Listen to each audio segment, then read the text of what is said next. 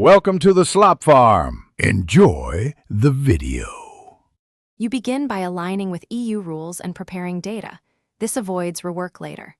First, map which laws apply, GDPR and the Emerging AI Act, then classify your datasets by sensitivity and retention needs.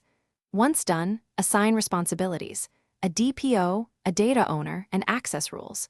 Make sure to implement encryption at REST and basic role-based access now. These prerequisites let you start model selection and procurement immediately, rather than pausing for compliance fixes later. You next pick the right model and build operational pipelines. Start by evaluating trade-offs: edge for latency, cloud for scale, open source for transparency. Then design a data pipeline that covers ingestion, labeling, validation, and automated retraining through CI/CD.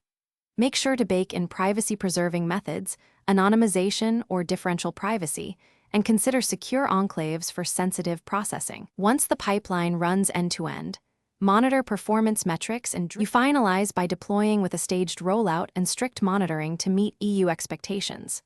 Start canary deployments, then increase traffic in controlled increments while tracking accuracy, bias metrics, latency, and audit logs.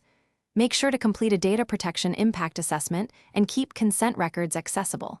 If something goes wrong, use circuit breakers to roll back quickly and follow your incident response plan. Finally, document decisions and retain logs for audits. This proves you acted responsibly and aids continual improvement. Thanks for watching. Consider subscribing if we helped you today.